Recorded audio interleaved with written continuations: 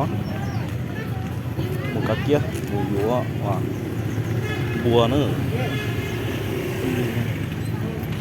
chị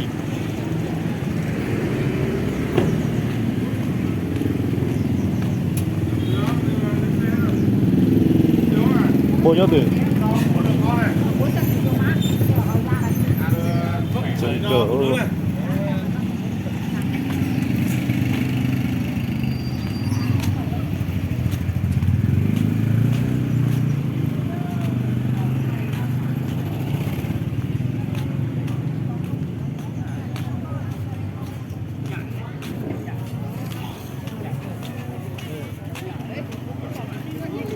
kiểu chuyện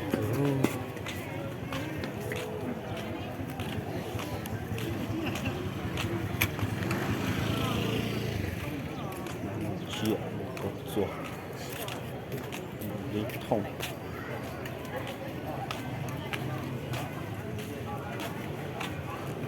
từ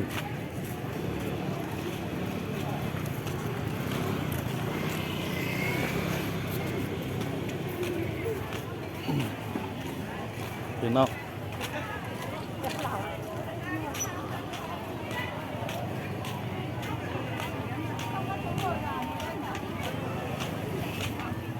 đi đâu đây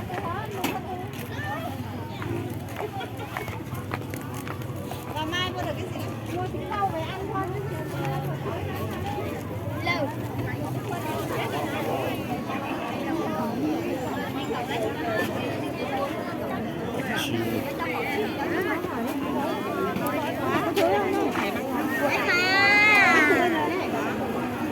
đâu chiều về con vịt vịt à chắc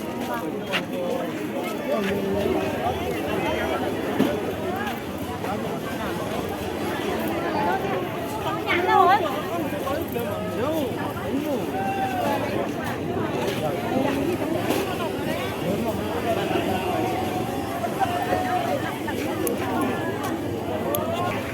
cái này bao nhiêu nhỉ bà này nó hỏi cái này bao nhiêu bao nhiêu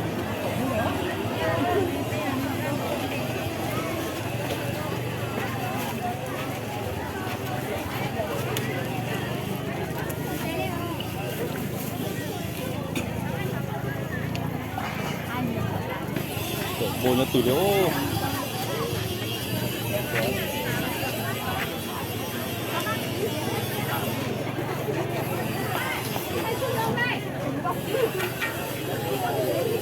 buồn chế dư không có đường đi à không có này ui mua được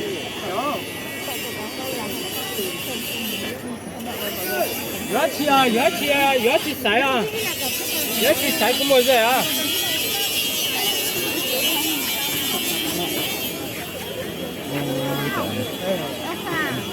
ta bỏ lên thế này tóc kiếm ngồi lên nữa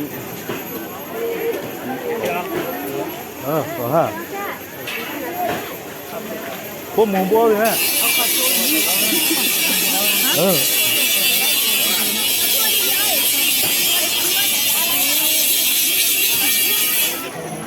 tóc kiếm ngồi luôn ôi trời ơi dễ cho thoải mái chim này cái này câu câu cá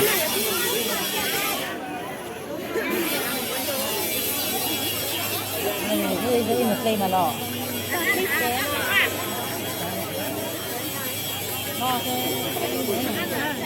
那这放出的个也不是哟。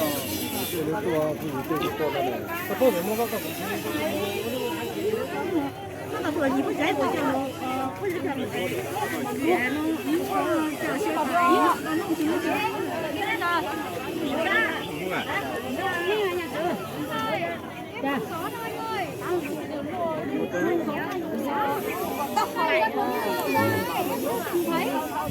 ，anh ơi cái này thì là em về em mang cái này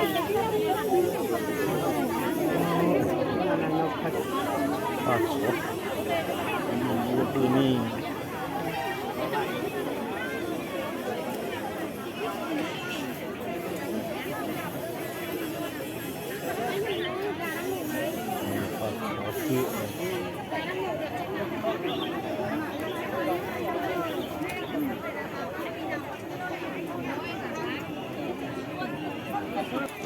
Lúm bua. Không, bạn của tôi đâu à?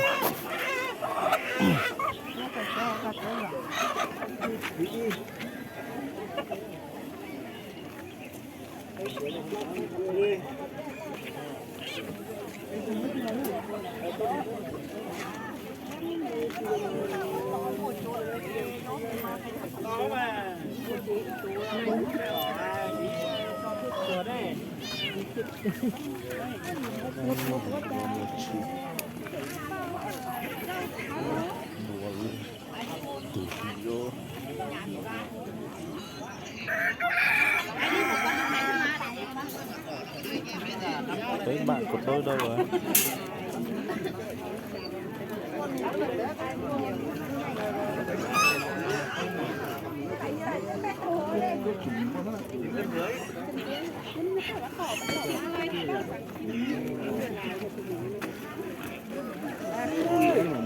Mua tròn nó. Ô, cậu cần phóng thôi.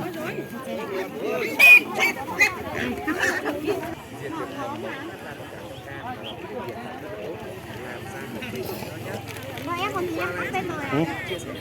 Hoa vàng mà hoa cứ bình thường anh ạ. Mình ấy cho lulu cho nó. Anh ơi nếu mà nhà dùng nhiều ấy thì mua ốc khoái thì em cũng một cái ốc khoái hơn lá ốc khoái thì Cục xua. ốc khoái có một canh và được nhẹ. Có thanh chưa nhẹ. Này đây thì tôi bắn rồi.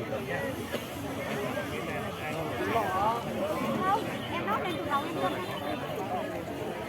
Em ra đây, em ra ngoài này cơm luôn. Để đây, máy thử thăng.